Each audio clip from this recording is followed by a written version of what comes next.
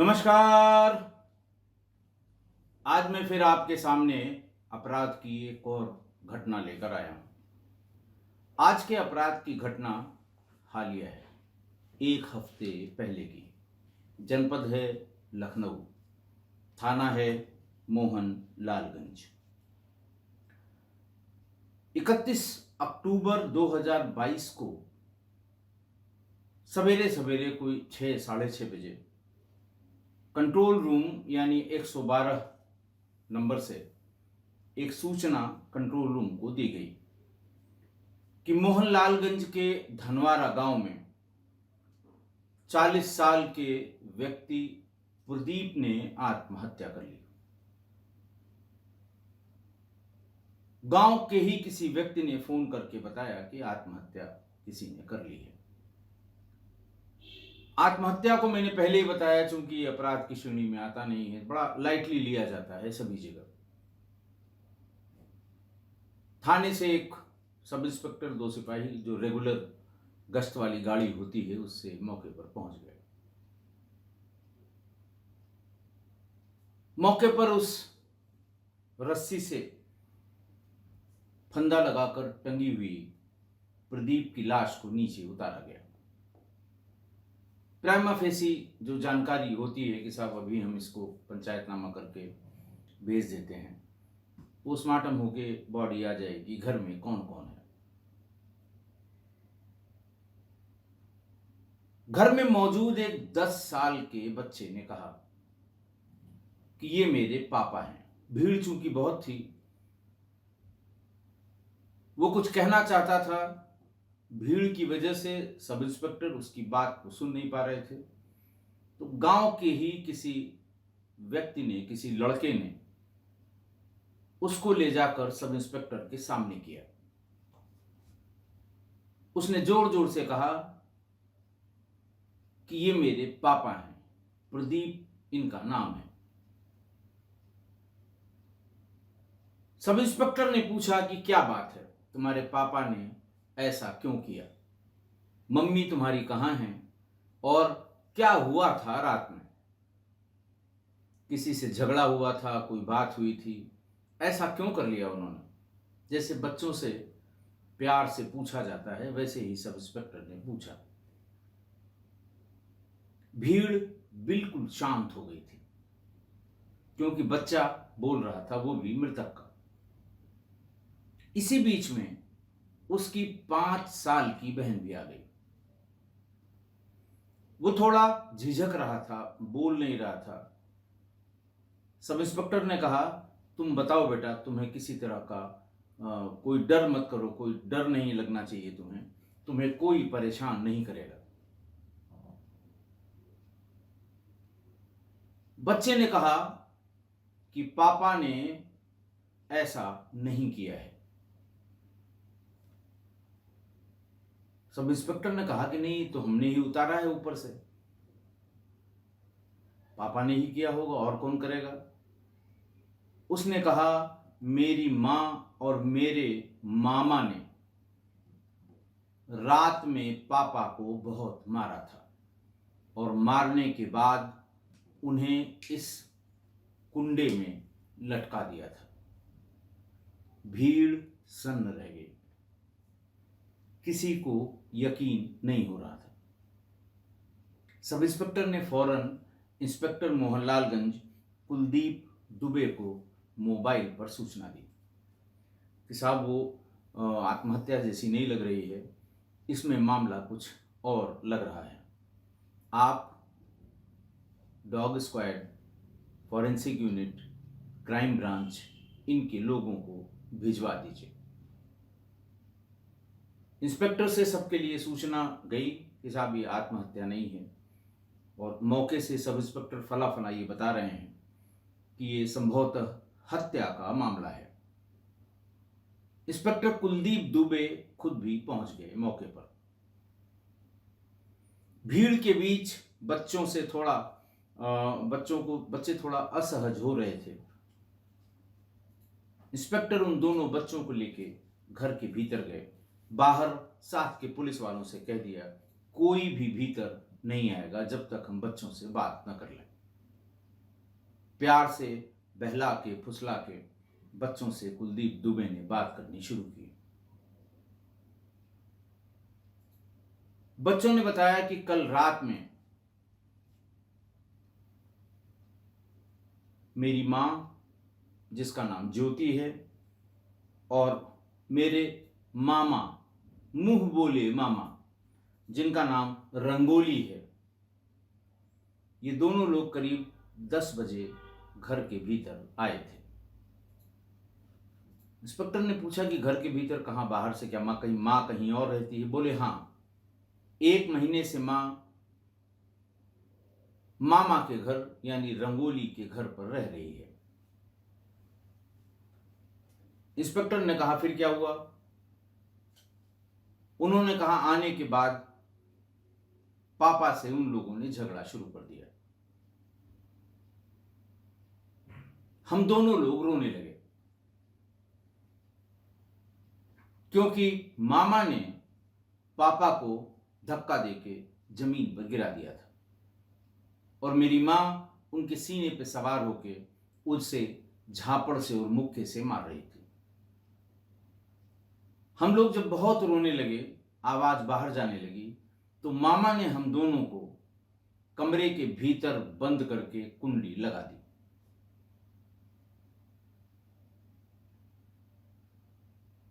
दरवाजों के पल्ले के बीच के झरोखे से हम दोनों देख रहे थे कि मेरी मां और वो मामा दोनों ही पिताजी को यानी पापा को बुरी तरह मार रहे थे। इसी बीच में मां एक रस्सी लेकर आई, एक फंदा बनाया, पापा के गले में वो फंदा डाला, फिर उससे मां और मामा दोनों ने मिलकर उसे खींच दिया। तब तक खींचते रहे जब तक पापा बेहोश नहीं हो गए। उसके बाद मेरी मां ने उसको उठाया, सहारा दिया और मामा ने उसे ऊपर पंखे वाले कुंडे में बांध दिया। जाते समय उन्होंने पूरे घर की लाइट ऑफ कर दी। हम लोगों का दरवाजे का जो बाहर की सिटकिनी थी वो भी खोल दी। हम लोग भाग के आए।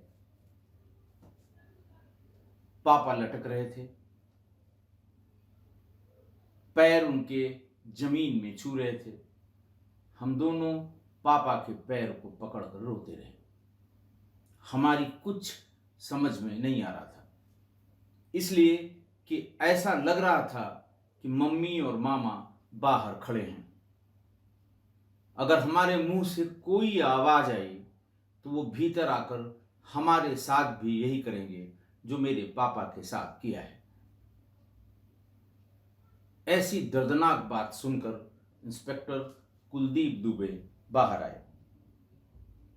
गांव के लोगों से पूछना शुरू किया, इनकी शादी कब हुई थी, क्या बात हुई थी। बहरहाल सेंसिबल लोगों ने अलग से बात करने की इच्छा जताई।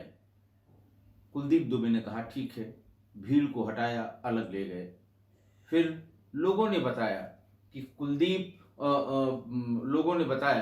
कि प्रदीप और ज्योति की शादी 14 वर्ष पहले हुई थी। प्रदीप की इस समय उम्र 40 के करीब है। खेती बाड़ी अच्छी है, वही काम अपना करता है, घर आप देख ही रहे हैं। शादी के कुछ दिनों बाद प्रदीप को यह पता लगा कि शादी से पहले ज्योति का संबंध किसी लड़के से, किसी व्यक्ति से था। वो इसका पता लगाने की कोशिश करता रहा कि आखिर वो कौन था जिससे इसका संबंध था, क्योंकि उसके व्यवहार में करीब 3 साल बाद, 4 साल बाद बड़ा अंतर आ गया था। इसी बीच में जोगिंदर उर्फ रंगोली नाम का एक व्यक्ति इंट्रोड्यूस किया गया घर में प्रदीप से, और यह कहा गया कि ये मेरा मुंह बोला भाई है। हर राखी में मैं इसको राखी बांधती हूँ, मेरे परिवार के बहुत नजदीक है। प्रदीप के पास इस बात पर यकीन न करने का कोई कारण नहीं था। करीब साल भर बाद किसी फंक्शन में प्रदीप ने यह बात ज्योति के घर वालों से भी पूछी कि ये रंगोली किस तरह से ज्योति का भाई हुआ, जोगिंदर उर्फ रंगोली। तो लोगों ने बताया कि नहीं, इसका आना जाना है हमारे यहां और हर रक्षाबंधन पर ये उसको राखी बांधती है। छोटी मोटी जरूरतें भी ये उसकी पूरी करता है। कभी मार्केटिंग की बात हो तो हम लोग बहुत ज्यादा मार्केटिंग के बारे में नहीं जानते, रंगोली ही इसे बाजार ले जाकर सब सामान दिलवाता है। यह भी बताया कि जब शादी होनी थी ज्योति की प्रदीप के साथ, तो सारी मार्केटिंग ज्योति की रंगोली ने ही कराई थी। लेकिन लगभग साल भर पहले कुछ ऐसा हुआ घर में, जो उड़ती उड़ती बातें हम लोगों को पता लगी। वो ये कि शायद किसी ऐसे समय में प्रदीप घर के भीतर गया जब उसको नहीं होना चाहिए था, और उसने ज्योति और रंगोली को बहुत गंभीर आपत्तिजनक अवस्था में देख लिया। दोनों में मारपीट हुई। मारपीट के बाद उसे घर से बाहर उसने डंडों से मार के खदेड़ के भगा दिया। वो चला गया। उसके बाद वो कभी इस घर में नहीं दिखाई दिया। लेकिन ज्योति बाहर जाकर उससे बात करके और इनका मिलना जुलना बंद नहीं हुआ। जब लोगों को पता लगा कि ये पति पत्नी में इस तरह का विवाद है कि कोई तीसरा आदमी भी इनके जीवन में है, तो सूचना देने वाले भी बहुत हो जाते हैं। किसी ने फिर सूचना दे दी। करीब 2 महीने 1.5 महीने पहले कि वो चोरी से घर में आया था। तुम किसी शादी में गए थे, वो चोरी से घर में आया था, फिर चला गया। ये बात सुनकर वो बहुत परेशान हुआ, वापस लौटा और अपने बेटे और बेटी से अलग से पूछताछ की कि क्या मामा, बच्चे भी मामा कहते थे। ज्योति इंसिस्ट करती थी कि सब लोग इसे मामा ही कहेंगे, ये मेरा भाई है। शुरुआत से ही वो बच्चे जब बड़े होना शुरू हुए थे तभी से उनको मामा ही कहते थे। बच्चों को चॉकलेट या उनके खाने की चीजें देकर प्रदीप ने पूछा कि मामा कब आए थे। बच्चों ने बताया कल ही आए थे। कब गए? बोले सवेरे गए। इतना सुनना था कि उसने ज्योति से कहा कि फौरन अपना सामान लो और घर के बाहर जाओ। मेरे इतना कहने समझाने इसका अगर कोई असर नहीं है तो तुम जा सकती हो, बच्चों की परवरिश मैं कर लूंगा। ज्योति भी बहुत ताव में, जिसे कहते हैं, गुस्से में उसने अपना जो जरूरी सामान था वो लपेटा और लपेट के घर से बाहर निकल गई। और तब से वो कहीं और रह रही थी जहां पर जोगिंदर भी उसके साथ, यानी रंगोली भी उसके साथ रह रहा था। 1 महीने भी नहीं बीते। घटना वाले दिन रात में करीब 10 साढ़े 10 बजे ज्योति और रंगोली घर पर आ गए। बच्चों ने दरवाजा खोल दिया। आते ही प्रदीप से झगड़ा शुरू हो गया। धीरे धीरे आपस में मारपीट होने लगी। बच्चों की चिल्लपों से परेशान होकर रंगोली ने उनको एक कमरे में बंद करके बाहर से कुंडी चढ़ा दी। और उसके बाद का वाकया बच्चों ने सब इंस्पेक्टर को अच्छी तरह से बता दिया। मारा, मार के गर्दन में फंदा फंसाया और लटका दिया। 8 घंटे तक बच्चे पिता की लाश का पैर पकड़कर रोते रहे। बोले कुछ नहीं, चिल्लाए कुछ नहीं, बुलाया किसी को नहीं। सवेरे करीबन 6 बजे गांव के ही लोग, जिनके साथ वो खेती किसानी के काम के लिए जाता था, धान की कटाई हो रही है, उसी सिलसिले में साथ के किसी व्यक्ति ने दरवाजा भिड़ा हुआ था, दरवाजे को धक्का देके भीतर आया। देखा बच्चे बाप के पैर को पकड़कर रो रहे हैं। फौरन बाहर निकला, शोर मचाया, गांव इकट्ठा हो गया। उनमें से ही किसी ने 112 नंबर डायल करके पुलिस को बुलवा लिया।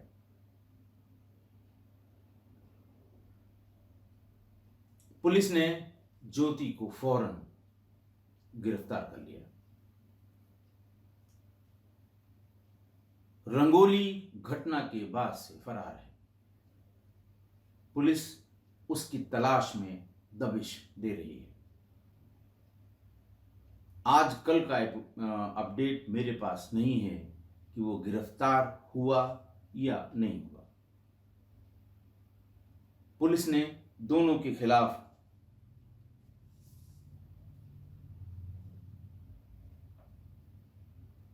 धारा 302 और 201 का मुकदमा लिख दिया। प्रदीप के भाई महेंद्र की तहरीर पे, और ज्योति को गिरफ्तार करके जेल भेज दिया। बच्चे दोनों फिलहाल अपने चाचा महेंद्र के साथ रह रहे हैं। रंगोली यानी योगेंद्र की तलाश है। साक्ष्य पर्याप्त है। मोबाइल का CDR सब कुछ बता रहा है। जब भी गिरफ्तार होगा जेल भेजा जाएगा। आज की घटना। ऐसा भी क्या प्रेम है जिसमें न बेटे की फिक्र है, न बेटी की फिक्र है, न समाज की फिक्र है, ना किसी रिश्ते की फिक्र है। यही अगर टीनेजर्स के बीच में हो इस तरह के प्रेम संबंधों में इस तरह की घटना, तो सब मिलके एक ही स्वर में कहते हैं कि अरे भाई बच्चे हैं, दोनों बच्चे ही हैं, नासमझ हैं, दुनियादारी की जानकारी इनको नहीं है, अभी इनकी बुद्धि का विकास नहीं हुआ है, और दुनिया भर की बातें उनके प्रोटेक्शन के लिए। लगता भी है कि भाई टीनेजर हैं, इन्होंने जिसको कहते हैं कि बहक के या मन से बह के इन्होंने ऐसा कोई काम कर लिया प्रेम संबंधों के चलते या प्रेम संबंधों में। लेकिन यहां तो ज्योति 2 बच्चों की मां है। प्रदीप भी उसका हम उम्र है। ज्योति की शादी 14 साल पहले हुई है। बड़ा बच्चा 10 साल का है। तो महिला पुरुष में या पति पत्नी के संबंधों में क्या बच गया था एक्सप्लोर करने के लिए? क्या रह गया था जिसका एहसास होना बाकी था? वही बातें होंगी, झूठी दुनिया, झूठे लोग, झूठे वादे, झूठे चमक दमक का सपना। वरना कोई कारण नहीं दिखाई देता कि बसी बसाई जिंदगी, सब कुछ ठीक ठाक, बच्चे बड़े हो रहे थे, पढ़ाई करने के लिए जा रहे थे, घर में खाने पीने की कोई दिक्कत नहीं थी, फिर भी एक इश्क, एक प्यार, एक मोहब्बत, एक संबंध, ये सब सारी खुशियों पे भारी पड़ गया।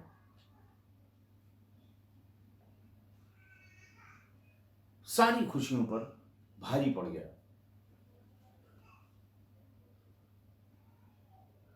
पति को मारने से पहले, अच्छा एक चीज और ध्यान देने वाली है कि महीने भर पहले उसे निकाला गया। महीने भर तक ये दोनों साथ रहे। हुआ क्या होगा कि दूर दूर से तो लंबी लंबी फेंकने वाला प्रदीप होगा या लंबी लंबी फेंकने वाली ज्योति होंगी, लेकिन जब एक महीने एक साथ रहे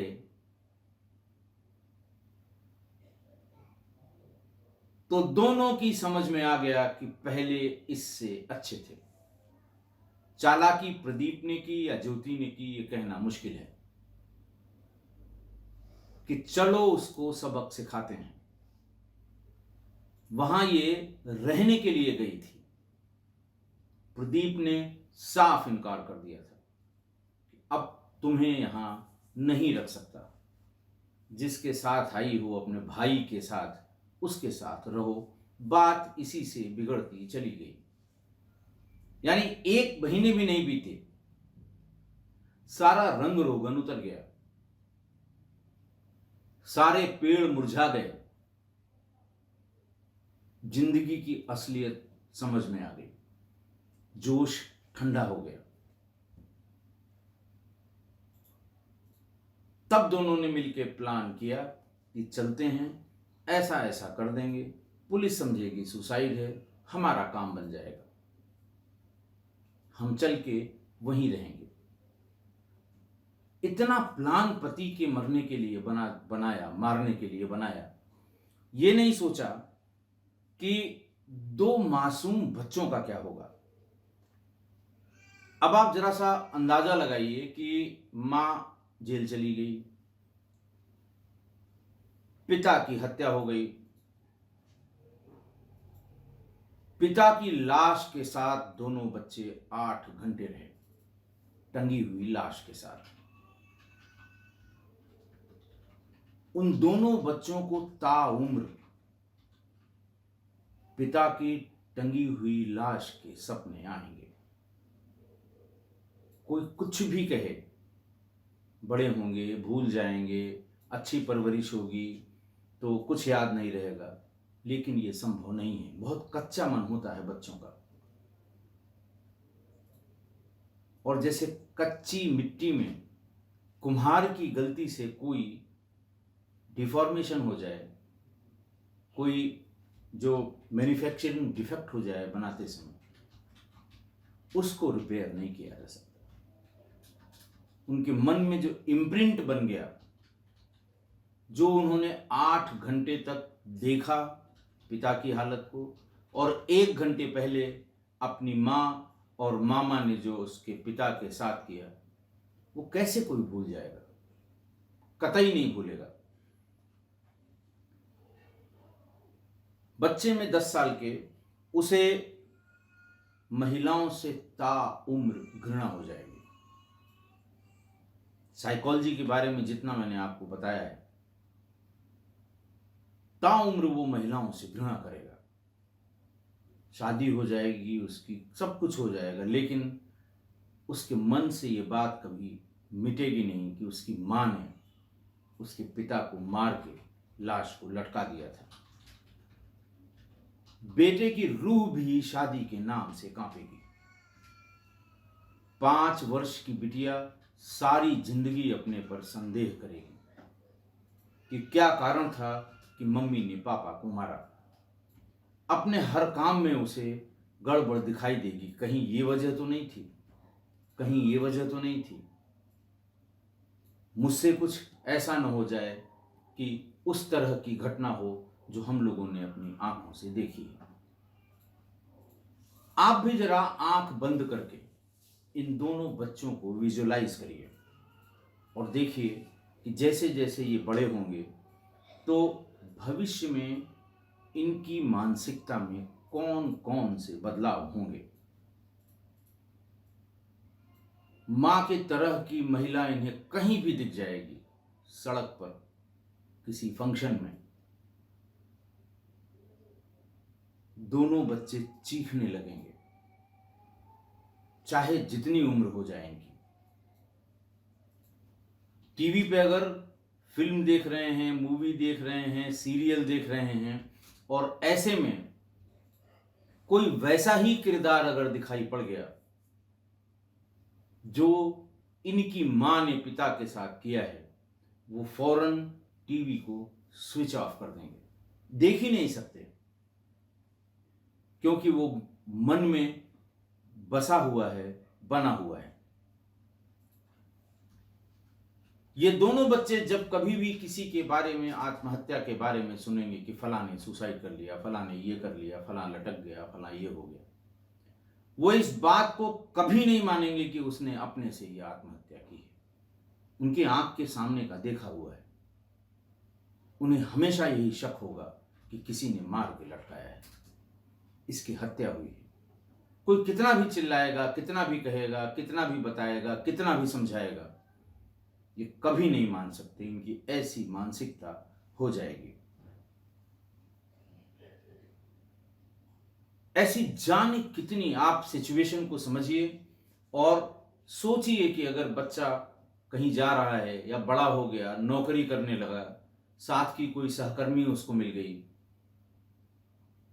कभी उसके दिमाग में ऐसा आ गया कि अरे बाप रे बाप, ये मुझे मार के लटका देगी, उसको विजुलाइज करिए कि अगले, बच्चा 10 साल का है, अगले 30 साल में उसके अंदर, उसके दिमाग में जो इम्प्रिंट है, उसकी वजह से कितना साइकोलॉजिकल उसका बिहेवियर कहां कहां पर चेंज होगा। मैं तो यही प्रार्थना करता हूं ऊपर वाले से कि जो भी उन दोनों की परवरिश करे, फिलहाल तो महेंद्र कर रहा है, लेकिन जो भी करे उनकी परवरिश, वो दोनों बच्चों के मन से इस घटना को निकालने या भूल जाने में उन दोनों की मदद करे, उनको स्वयं सक्षम बनाने की कोशिश करे, उनके मानसिक व्यवहार को नोटिस करे, उसकी काउंसलिंग करे, ताकि किसी भी तरह, देखिए निकल तो कभी नहीं सकता। अगर कोई कहता है कि निकल गया, झूठ बोलता है, गलत कहता है। लेकिन कोशिश करें कि वो धीरे धीरे फेड हो, धीरे धीरे हल्का हो, उसका इम्प्रिंट खत्म कभी नहीं होगा। मेरी यही प्रार्थना है ऊपर वाले से। आशा है आप मेरी इस बात से सहमत होंगे। आज के लिए इतना ही। बहुत बहुत धन्यवाद।